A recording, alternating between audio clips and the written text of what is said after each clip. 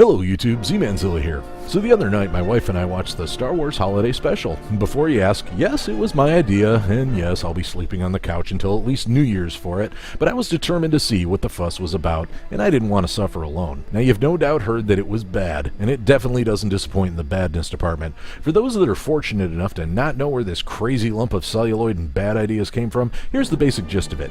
CBS came to George Lucas and said, hey, we'd like to do a Christmas special about Star Wars. And at the time, holiday specials were roughly as ubiquitous to pop culture as breakfast cereals in the 80s or officially licensed fidget spinners nowadays. So I guess Lucas had a harder time saying no to all that money or something. By the way, on a side note, I am genuinely surprised to find out that Bruce Vilanch wrote material for this thing. I mean, that's like when I found out that Simon Cowell produced the WrestleMania album. Anyway, rather than do an entire review, I'm just going to break down the top 10 things my wife and I observed while watching. Feel free to let me know about your favorite observations in the comments. Here we go. Hilariously contrived segments. So the basic plot is about a Wookiee holiday called Life Day. It's kind of like Christmas, I guess, or maybe Yule or Festivus or Sacrifice Your Child Day or something. I don't know. There's something about a life tree in it, and there's these magic glowing snow globes that get involved at one point, and frankly, I feel like I've put way more effort into decoding this nebulous holiday than the writers did including it. Anyways, Grandpa is lazing around the house, Mom is cleaning and cooking and doing mom stuff, and the kiddos running around being directly up everyone's ass. And as naturally awesome as all this is, it was the 70s, and the world still hadn't invented M. Night Shyamalan, so 90 minutes of aggressive nothing was still something film and television didn't know how to do in a compelling way. Their solution was to find incredibly contrived reasons to have the characters watch one of the several nonsensical segments that make up the meat of this special. The child Wookiee is getting underfoot, being a bit obnoxious, so they park him in front of a hologram of Whoville cosplayers doing the gymnastics that made them mid-level runners-up 12 years in a row at the Olympic tryouts. Mama Wookiee's in the kitchen, so hey, good time to show a segment about cooking alien food, but instead of just letting her take center stage, they have her watch a cooking show that was written by people better suited to building Rube Goldberg machines for Hideo Kojima games. And every one of these disjointed, random segments is transitioned into with the subtlety of a farting shoehorn made of racial slurs, and makes about as much sense as someone crafting a farting shoehorn made of racial slurs. Here's a fun activity. Try to imagine what the new Star Wars films would be like if all this stuff was canon. Imagine for a moment that Kylo's about to interrogate Rey, but New Order regulations require that they first watch a video of PewDiePie juggling porgs while Lady Gaga performs Poker Face with the Star Wars Cantina Band. Yeah, I know. I just showed you a glimpse of a more awesome world than our own, but trust me, it would be worse somehow. It just would. Harrison Ford phoning it in. Pretty much everyone who came into this thing from the original film clearly had better things to do at the time. I mean, even Peter Mayhew is managing to ooze apathy through the Wookiee suit, and this is arguably the only chance the poor guy has gotten to be the center of a Star Wars plot ever. But the most obvious put upon sourpuss in this entire production has to be Harrison Ford. I mean, there are moments where I swear, one take was still too many for Harrison. Our only hope now is to outrun that Imperial garbage scow, though. I'm going to Lightspeed. He mutters out his lines with the attitude of a married man buying tampons for his underage mistress, and it's clear that the only thing he felt like doing twice was cashing CBS's checks. I can't say I blame him, given that his role is basically get your ass shot off over a contrived holiday visitation, and Han Solo's role in the film could have been replaced by Buster Poindexter's character from Scrooged with virtually no rewrites. That said, it really is a good thing that the whole affair sucked harder than an airlock full of prostitute droids, because if it was any good, Harrison Ford would probably have never worked in Hollywood again. Everything about Chewbaccas Family. I mentioned earlier how it might be fun to imagine that the stuff in this holiday special was canon, and that really applies to Chewbacca's family. For starters, his name is Chewbacca and his wife's name is Mala, two names that actually sound pretty kick-ass, all things considered. But then there's his dad. His dad is named Itchy, and his son is named Lumpy. I interpret this to mean that either cool names skip a generation in Wookiee culture, or Chewbacca was born during one of those weird eras where parents were giving their kids crazy, nonsensical names, kind of like in American society during the early 2000s when parents were naming their kids weird stuff like Pilot or Kal-El. And oh my god, the Wookiee noises they choose, I cannot imagine the creative process that went into come up with these weird knockoff Wookiee noises. I mean, we all know how you make a Chewbacca noise. You basically just find a polar bear and get him to gargle lumberjack blood for a minute. But seriously, how did they come up with the noise for Lumpy's voice? Seriously, it sounds like a castrated sheep choking to death on a vuvuzela. I must say, though, Chewbacca has quite a nice house. Well furnished, lots of space. Frankly, I'm a bit jealous. Lovely shag carpeting, nice furniture, hologram projectors, vid-screen monitors in every room. I would need to smuggle so much illegal cargo for the Hutts to afford anything that nice. The Imperials that hang out in their home for the second half of the special, well, they don't seem to notice anything weird about it, though, so I don't know. Maybe this is normal for tree-dwelling bear monsters in the Star Wars universe or something. Speaking of tree-dwelling, look at these exteriors. Now, ignore for a moment that they look like a discarded scene from an episode of Herculoids, and observe how far off the ground the house is. I realize that Star Wars people feel about the same way about touching the ground that Paris Hilton feels about using a McDonald's bathroom, but seriously, given the number of people stopping by for a visit in this thing, you really have to wonder, how the hell are they all getting up there? Is there some elevator or shuttle landing pad we aren't seeing, or has Art Carney just been doing his cardio and he's in way better shape than he looks? The sassy Stormtrooper. I mentioned earlier that all the stars of the core film are phoning it in harder than the Final Four at the Samsung Chucking World Championships, but there were a couple performances that didn't seem quite as half-assed. For what it's worth, I actually liked Art Carney's performance, and while I'm going to be rather harsh about Harvey Korman's contribution 3 entries from now, I must begrudgingly admit that he seemed like he was trying. However, if I had to pick the one player that truly looks like they were trying their hardest to earn their paycheck and get noticed for future jobs, it would have to be this Stormtrooper right here. Here's a scene of that Stormtrooper just standing in the background, just standing there, and holy cow, I have never once thought, now there's a Stormtrooper with some sass and personality. But there you have it, one little cock of the hips, and random Stormtrooper number 3 is suddenly the most interesting thing in the scene. A later plot point sees the same Stormtrooper being left alone in a way that practically signals this Stormtrooper's gonna die in big glowing lightsaber neon letters. With nothing to work with apart from investigating a weird noise upstairs, that Stormtrooper turns into the creepiest masked murderer to ever extinguish precious lives because they were only following orders. Now, I realize some credit has to be given to the cinematography and the true chaotic broken clock nature of bad cinema in general, but still, this is some seriously menacing body language here. That Stormtrooper's leg just outacted Harrison Ford's entire body. B. Arthur versus a dickhead. B. Arthur, who you will of course recognize as the John Cleese of the Golden Girls, gets to star in a scene that turns the wretched hive of scum and villainy known as the Mos Eisley Cantina into a place only slightly less chill than Cheers on a busy night. The highly contrived reason we're watching the following is because the Empire has made this required viewing because it's a view of what a terrible place Tatooine is, or something like that. Basically, this is supposed to be like state-sponsored media shining a light on the lower-class cockroaches of the Outer Rim, as it were. So, citizens of the Empire are forced to witness the sinister moral bankruptcy of a female bartender trying to do her job while she gets hit on by a dickhead.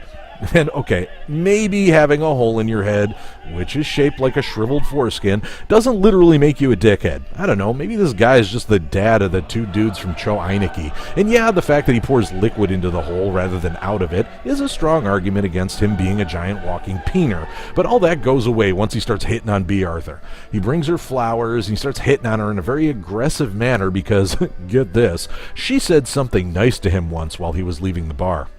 I mean, come on. This guy is a fedora and a milady away from being every creeper that women have been complaining about for the past decade. He even follows her behind the bar at one point, despite the fact that she is very clearly rejecting him as politely as she knows how. Now just try to imagine someone trying to do that in real life, much less here.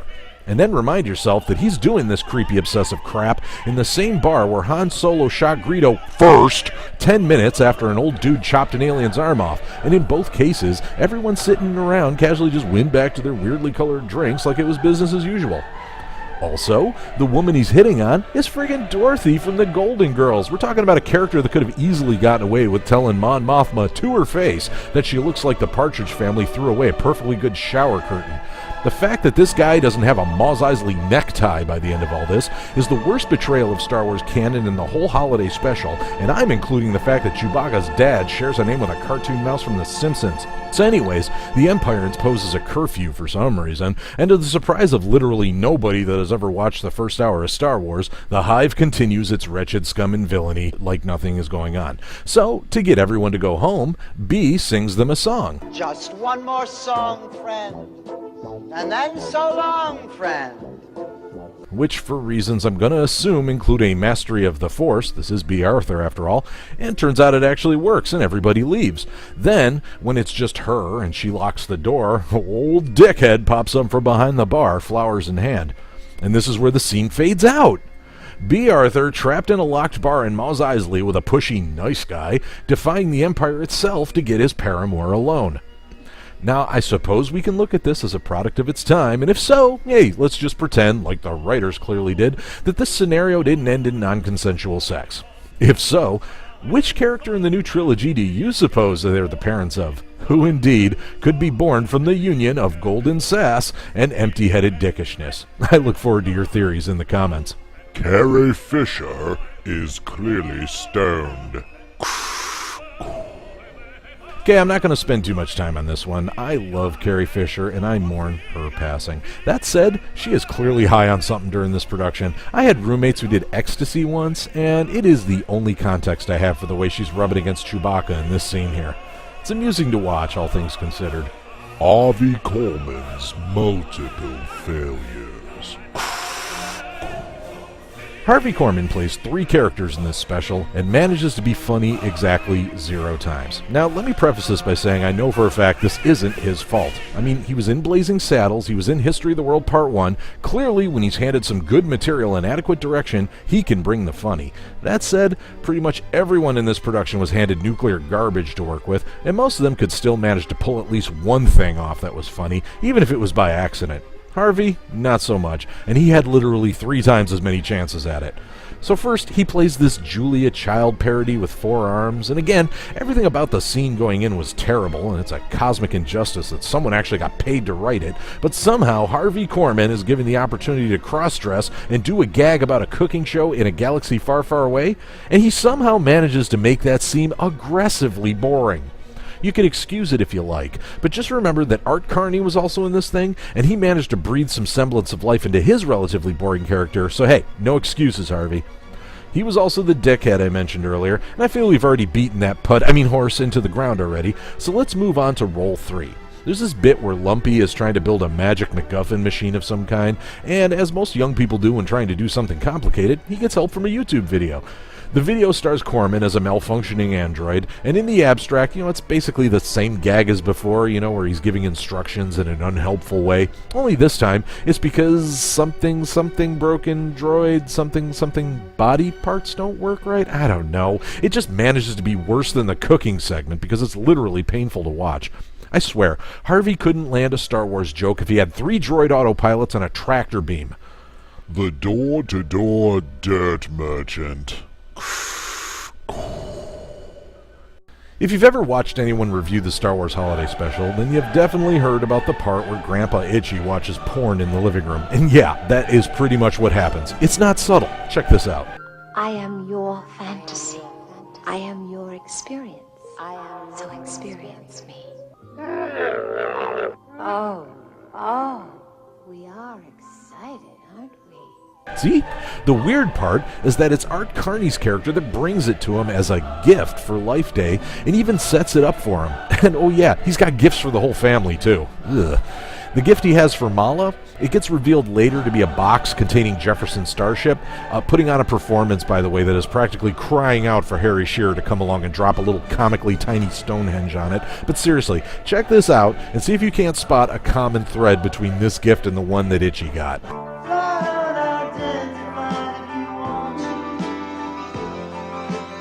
I don't care how seriously you're taking this stuff, there is literally no reason for a microphone to be shaped like that, okay? Really makes you wonder what the actual intention was for that device he gave Lumpy. And hey, as long as we're talking about it, at least Lumpy's the only member of the family to have the decorum to take it to his room first before playing with it, right? Look, I've said it before, but it bears repeating. Art Carney is among the proud few in this special who seems to actually be trying to make lemonade out of these rotten lemons he was handed, and I'm sure it helps that his character is basically the only reason Chewbacca still has a family he can perform these strange pagan teddy bear stuffed ritual things in the woods with at the end. It still doesn't change the fact that his character is basically the Star Wars Galaxy equivalent of those creepy old guys that hang out at the porn store trading tapes. The cartoon was pretty rad.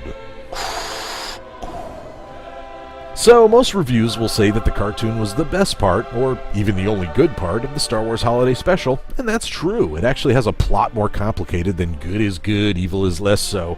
You know, it features Boba Fett, and the art and animation style reminds me very strongly of Heavy Metal, in both a good way and a bad way. For one thing, it does that thing where the mouth animations are kind of all over the place and almost aggressively determined to not match the voices. C-3PO in particular seems over-animated with these odd body positions, and for some weird reason, he has eyes that blink sideways like the galaxy's gayest lizard. And I swear, Han Solo looks less like Harrison Ford and more like a political cartoon of Chevy Chase. Speaking of Han Solo, there's this laugh-out-loud moment that truly demonstrates my second point about Harrison Ford's performance. Now, in most cases, character dialogue in this thing at least runs as long as the bizarre mouth animations, but not Han. No siree. What happened? Seriously, that's a good 1 or 2 seconds of lip flapping with no audio, followed by Harrison Ford barking out his one contractually obligated line while he's rushing out the door before the bank closes. Now, all in all, I dig the cartoon. It really is sad that it's condemned to be forever the one shining golden nugget of decency in this festering pile of cash-in garbage. Chewbaccas PTSD flashback. So the special ends with a bunch of Wookiees sort of reenacting that bit at the end of Fantasia where the monks are singing Ave Maria. It's clearly what a less creative person would come up with if asked to design an alien religion with vaguely pagan origins. There's also this bit that makes literally no sense where despite the Empire blockading the planet earlier and actively looking for rebels mere minutes ago, Luke, Leia, and Han are all part of the holiday festivities. They even let Princess Leia, who, in case you haven't noticed, is not a Wookiee, deliver a speech about the importance of this Wookiee holiday.